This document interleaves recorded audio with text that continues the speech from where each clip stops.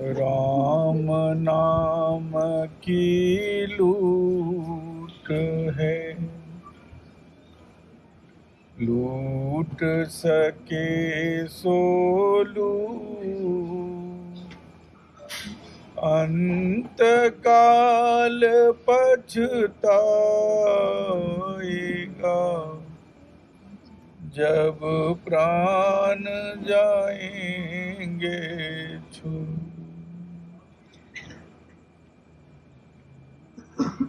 सदगुरु कबीर साहब कहते हैं कि संसार में बहुत सारे धन दौलत सुख सुविधा सब उपलब्ध है, और धीरे धीरे यह जो संसार है, इस संसार की माया ऐसी व्याप्त है कि जो धन दौलत, घर परिवार, पैसा, गाड़ी घोड़ा, ये जो चीजें हमें दिखने लगती है तो धीरे धीरे हमें ये लगता है कि यही सब कुछ है। लेकिन धीरे धीरे जब समय बीतता है, कभी आप देखेंगे ज्यादा दूर जाने की जरूरत नहीं, 3 साल पहले जब कोरोना आया तो बड़े बड़े अमीर लोग थे, पैसे की कोई कमी नहीं थी, लेकिन वो भी नहीं बच पाए, और बचा कौन? गरीब आदमी। गरीब में भी कुछ लोग गए, लेकिन ज्यादातर संख्या किनकी थी जाने की? अमीरों। क्यों? उसका 2 कारण था। एक कारण क्या था कि जो अमीर लोग होते हैं, जिनका रहन सहन बहुत अमीरी में होता है, तो शरीर सुकुमार हो जाता है। थोड़ी सी भी कोई समस्या आएगी, जैसे हम और आप हैं, रोड पे चलते कहीं भी पानी पी लिए तो नहीं कुछ होगा, लेकिन वो आदमी अगर कहीं इधर उधर से पानी पी ले तो तुरंत बीमार पड़ जाए। तो इसमें क्या हुआ कि पैसा हमारे पास था, पैसे की कमी नहीं थी, लेकिन उसके बावजूद भी हम इधर उधर भाग रहे थे बचने के लिए कि कोई बचा दो, कोई बचा दो। इसका क्या अर्थ हुआ कि आपके पास अफरात धन संपत्ति हो, लेकिन जब मौत आएगी कोई काम नहीं आएगा।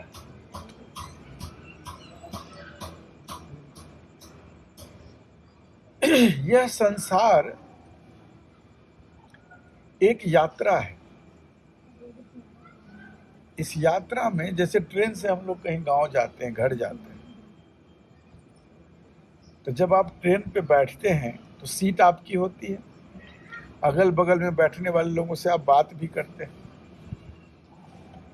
लेकिन क्या जब ट्रेन से उतरना होता है तो रोने लगते हैं उसको पकड़ के कि भैया तुम तो इतना बढ़िया आदमी थे, अब तुमको हम छोड़ रहे हैं, अब तुम्हारे बिना हम कैसे रहेंगे? करते हैं हम कभी? क्या नहीं। क्यों नहीं करते? जबकि मन लग जाता है, 24 घंटा 12 घंटा 18 घंटा उसके साथ बैठते हैं, उसके साथ आपस में बातचीत होने लगती है, लेकिन जिस स्टेशन पे उसको उतरना होता है तो हमको तनिक भी तकलीफ नहीं होती, हमको खुशी होती है कि भैया हम बताते हैं भैया तुम्हारा स्टेशन अब आ गया, हमें तो आगे जाना है, तुम्हारा स्टेशन आ गया। जिस तरह से वह एक यात्रा है, इसी तरह से यह संसार भी एक यात्रा है, जिसमें हम ट्रेन पे कब चढ़ते हैं? जब हम जन्म लेते हैं। और यात्रा हमारी कब पूरी होती है? जब हम इस संसार को छोड़कर चले जाते हैं। इस दौरान आपके पास सब कुछ होता है, धन दौलत परिवार पैसा सब कुछ होता है, लेकिन कहते हैं कि एक ट्रेन की ही यात्रा कर रखें कि आपके पास पैसा हो, बहुत पैसा हो, माने 1 लाख रुपए लेके आप चल रहे हैं ट्रेन में, और टीटी आता है चेक करने के, लेकिन आपने टिकट नहीं खरीदा है, पैसा है आपके पास, टिकट नहीं खरीदा है आप, तो शांतिपूर्वक यात्रा कर पाएंगे? मन में डर बना रहेगा कि टिकट वाला आएगा, टीटी आएगा चेक करने के लिए।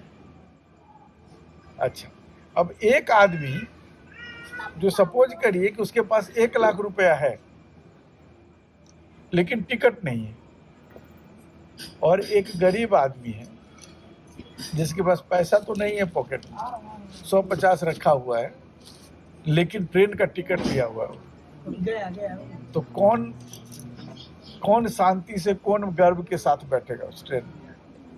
कम पैसे वाला। टिकट आएगा, टीटी आएगा तो शान से उधर कुछ भी अपन बात कर रहा है, कुछ देख रहा है, लो भाई। लेकिन जो पैसा वाला होगा वो क्या करेगा? मुंह छिपाएगा इधर से उधर से। तो यह जो यात्रा है, जिस तरह से टिकट रेलवे वाली यात्रा के लिए हमें टिकट होना बहुत जरूरी होता है। कितना भी पैसा हो और टिकट ना हो तो हमारी जिंदगी, हमारी यात्रा चैन से नहीं गुजरती। इसी तरह से इस संसार रूपी यात्रा में हमारा टिकट क्या है? भगवान नाम, राम नाम। अगर हम राम नाम रूपी टिकट से इस यात्रा को हम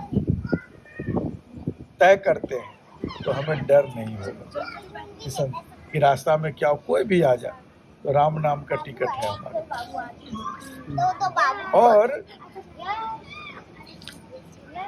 कहते हैं कि जब आप राम नाम को लेकर अपने हाथ में, अपने हृदय में लेकर जब आप घूमोगे, तो जैसे गांव देहात में भी आप देखेंगे कि कोई आदमी होता है, कोई पकड़ लेगा आपको, कहे जरा इधर आओ, तुम भी जरा ये काम कर दो, और आपने कह दिया कि हम फलाने साहब के आदमी हैं, जो गांव का बहुत प्रतिष्ठित आदमी है, अगर आपने बोल दिया कि हम फलाने साहब के आदमी हैं, तो आदमी आपसे काम कराएगा? बोला कि नहीं भाई बेचो, तुम जाओ। इसी तरह से इस संसार में कोई इधर उधर के चक्कर में जब आपको रोकेगा, और जब भगवान नाम आपके हृदय में रहेगा, तो उसको लगेगा भैया इसको ये सब काम मत दो, ये तो साधु आदमी, ये तो भगवान का आदमी। तो राम नाम के साथ जब हम ट्रेन में यात्रा करते हैं तो उसके साथ तो आपको पैसा दे के खर्च करके खरीदना पड़ता है, लेकिन कबीर साहब कहते हैं कि भाई राम नाम की लूट है, खरीदने की जरूरत नहीं है, लूट है, हर जगह व्याप्त है। गुरु महाराज के पास जाओ, तुमको दीक्षा देंगे, तरीका बताएंगे कैसे भजना है, और ये लूट पड़ी हुई है राम नाम की, लेकिन जपना तुम्हीं को पड़ेगा। जपोगे नहीं तो फिर उसका कोई फायदा नहीं। जैसे आपके पास 100, 50, 1000, 10,000 रुपये आपके पास रखा हुआ है, और बाजार में आप जाएंगे और पैसे पॉकेट से नहीं निकालेंगे तो कोई सामान खरीद पाएंगे? कुछ भी नहीं खरीद पाएंगे। इसी तरह से भगवान नाम हमारे हृदय में है, रखा हुआ है, और अगर उसको भजन नहीं करेंगे, याद नहीं करेंगे, तो समझिए किसी काम का नहीं, उसका उपयोग आपने नहीं। तो उसका उपयोग जितना ज़्यादा करेंगे, जितना ज़्यादा भगवान नाम स्मरण करेंगे, उतना ज़्यादा वो पूंजी हमारे पास बढ़ती चली जाती है। यह ऐसी पूंजी है कि जितना ज़्यादा गुरु के रूप को ध्यान में रखकर, जितना ज़्यादा हम ओंकार की उच्चारण करते हैं, भगवान के बहुत सारे नाम हैं।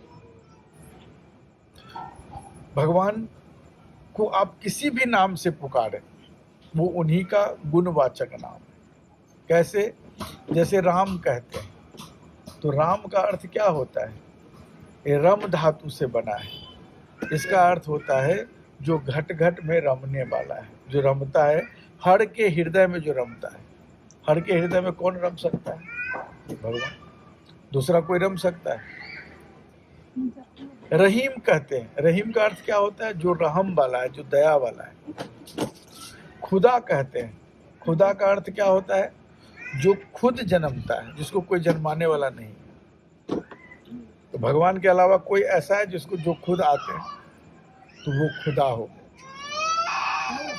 कृष्ण का अर्थ होता है पालन करने वाला, कृपाल का अर्थ होता है जो सब पर कृपा करते हैं, कबीर का अर्थ होता है महान। तो आप जितना भी नाम ले लें, कुछ भी नाम आप ले लें, वो गुणवाचक, वो गुण भगवान के अंदर पाया जाता है, तो वो भगवान का ही भजन होता है। लेकिन वेदों में और शास्त्रों में, कबीर साहब की भी वाणी में है कि ओ ओंकार आदि में जाना, लिखे और मेटता ही न माना।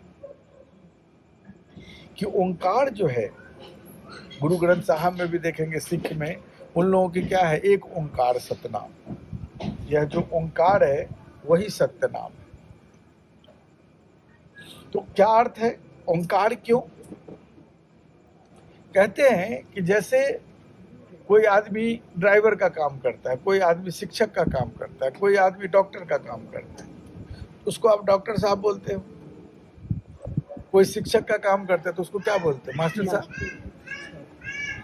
कोई ड्राइवर का काम करता है तो ड्राइवर साहब। तो क्या वो गलत है? गलत नहीं है ना। लेकिन क्या वो उनका नाम है क्या? नाम तो कुछ और है ना। इसी तरह से जिस नाम से भी आप भगवान को पुकारें वो भगवान का ही नाम है, क्योंकि उसमें, उस ईश्वर में वो गुण होगा ही होगा। राम कहेंगे तो हर जगह घट घट में रमते हैं, रहीम करेंगे कहेंगे तो सब पे कृपा करते हैं। तो राम रहीम करीमा के सब हरि हजरत नाम धराया। हरि, हरि मतलब जो हमारे दुखों को हर लेता है। तो उनके अनेक नाम हैं, लेकिन जिस तरह से शिक्षक, डॉक्टर, ड्राइवर सबका अपना नाम होता है, वैसा ही भगवान का अपना नाम ओंकार है। ओम। तो ओंकार निज नाम इसलिए है क्योंकि इसमें कोई शब्द की जरूरत नहीं है। जैसे कोई आदमी जा रहा है, आप उसका नाम नहीं जानते, आप पीछे से कहेंगे ओह, तो वो आदमी मुड़ेगा कि नहीं मुड़ेगा देखने के लिए? आपको नाम तो नहीं मालूम था, लेकिन जैसे आपने ओ कहा तो वो मजबूर हो गया पीछे मुड़कर देखने के लिए। इसी तरह से वह जो परमात्मा है, वह जो भगवान है, उनका अपना कोई निज रूप नहीं है। रेख रूप वो है नहीं, अधर धरे नहीं दे, गगन मंडल के बीच में निरखो पुरुष भी दे। कि उनका कोई रेख रूप नहीं है, कोई आकार नहीं है, रेख रूप वो है नहीं, अधर धरे नहीं दे, वह देह धारण नहीं करते। गगन मंडल के बीच में निरखो पुरुष भी दे। गगन मंडल क्या हुआ? यह जो हमारा हृदय है, इस हृदय के बीच वाला जो स्थान है, मतलब हृदय, दो वक्ष स्थल जो हमारा है, छाती, इसके बीच में हमारे हृदय, गगन के मंडल के बीच में निरखो पुरुष भी दे। उस परमात्मा को निरखो, पहचानो, जो विदेह है, बिना देह के।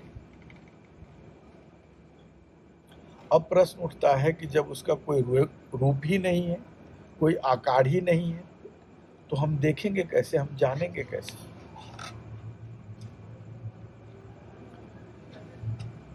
जैसे कोई एक गोल लकड़ी आप ले लीजिए, तो उस लकड़ी में आग है कि नहीं है? आग है उस लकड़ी में, लेकिन वो प्रकट तब तक नहीं होता है जब तक कि हम उसमें माचिस न लगा दें, तिल्ली न लगा दें।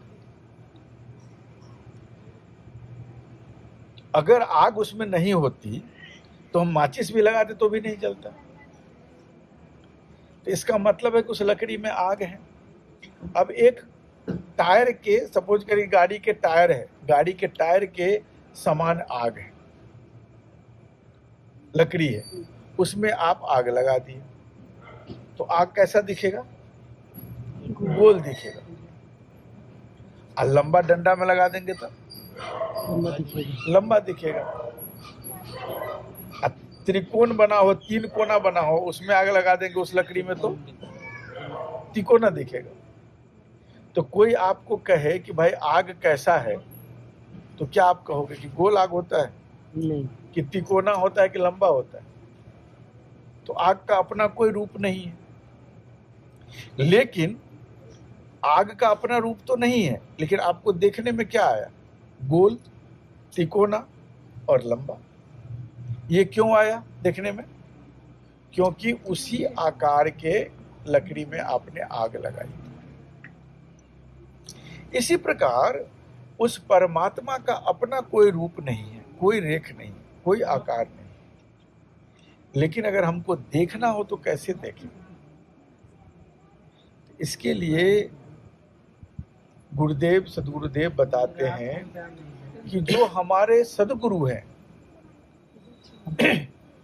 चूंकि उस परमात्मा को हमने देखा नहीं है और उनका कोई आकार भी नहीं होता है, तो जो हमारे गुरु हैं, उस गुरु के शारीरिक रूप को, जीवित रूप को ईश्वर का रूप मानना है।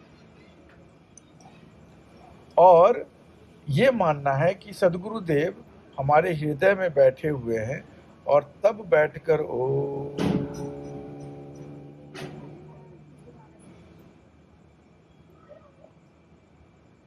हमें यह मानना है कि हमारे गुरुदेव हमारे हृदय में बैठे हैं और मैं उनको पुकार रहा हूं। और पुकारना कैसे होना चाहिए?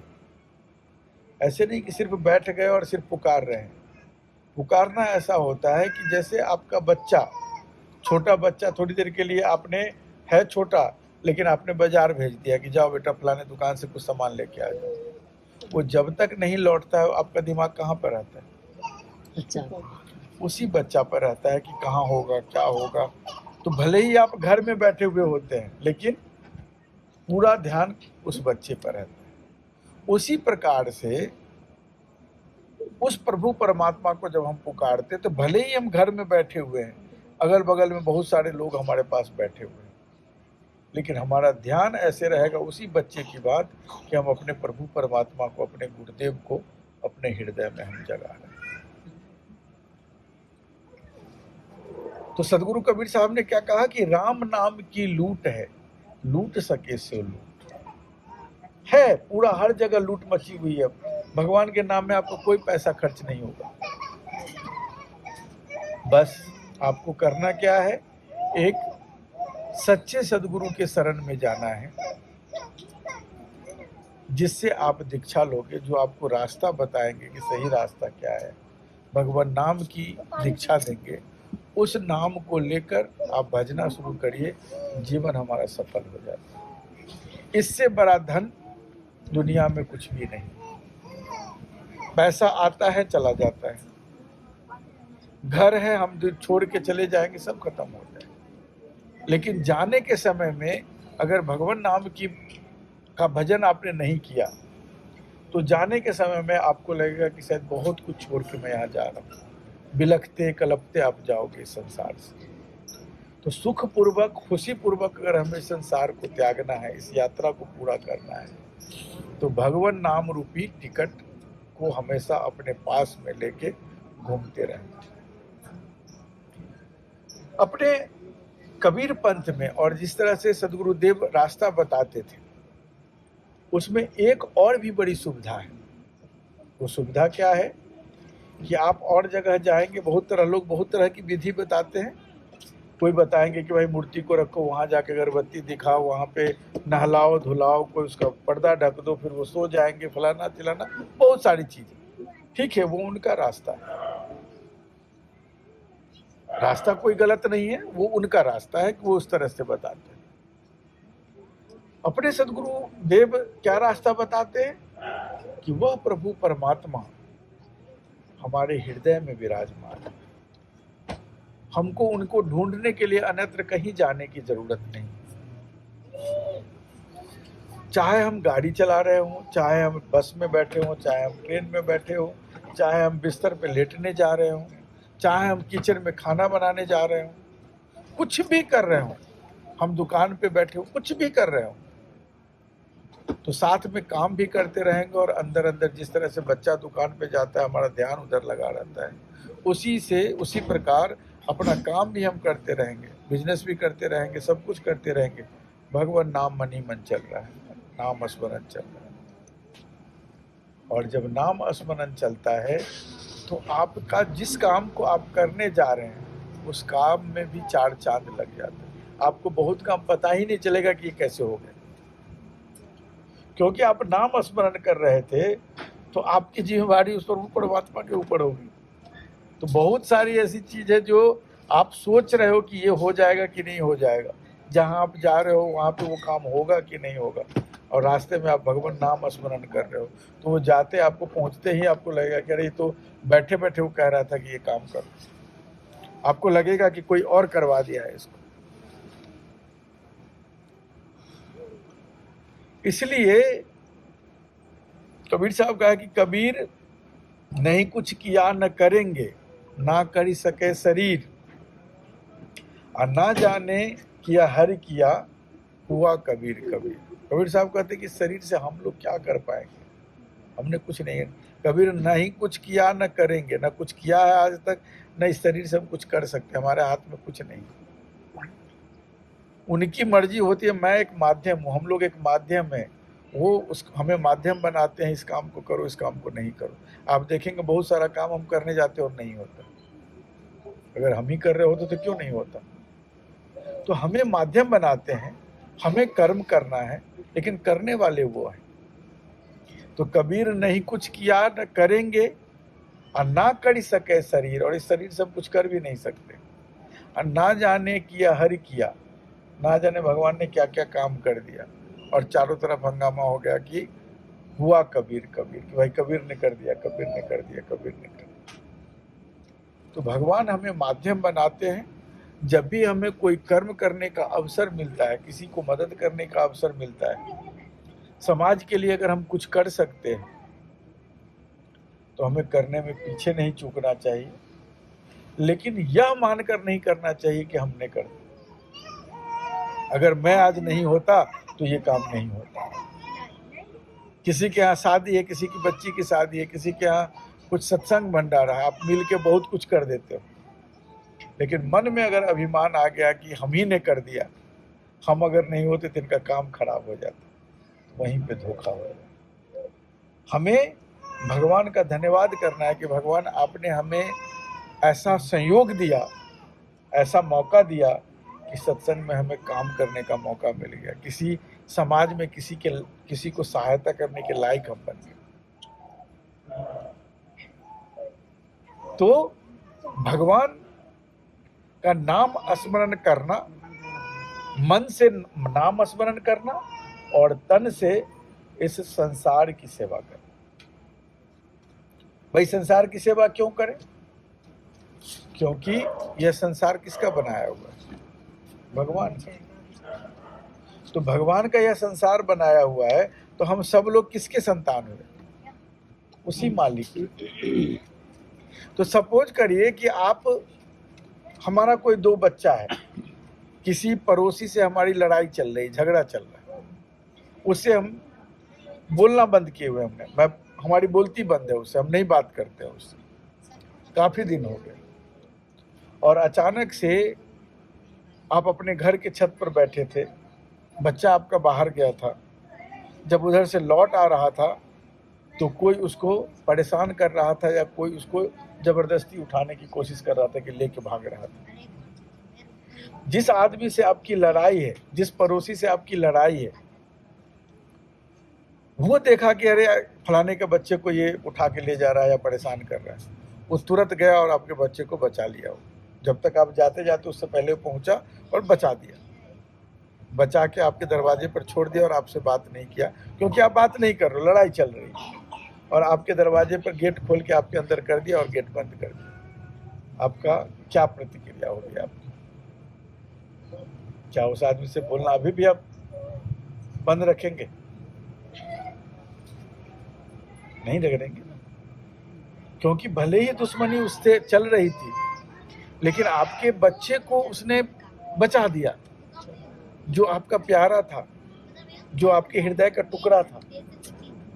इसी प्रकार इस संसार में जितने भी लोग हैं, जीव जंतु हैं, सब उस मालिक के ही संतान हैं। तो अगर आप दूसरे को कष्ट पहुंचाओगे तो वो मालिक दुखी हो जाएंगे। आप दूसरे को खुश करोगे, सेवा करोगे, तो वो मालिक खुश हो जाएंगे। तो शरीर से संसार की सेवा क्यों करनी चाहिए? क्योंकि हमारे मालिक खुश हो जाएंगे।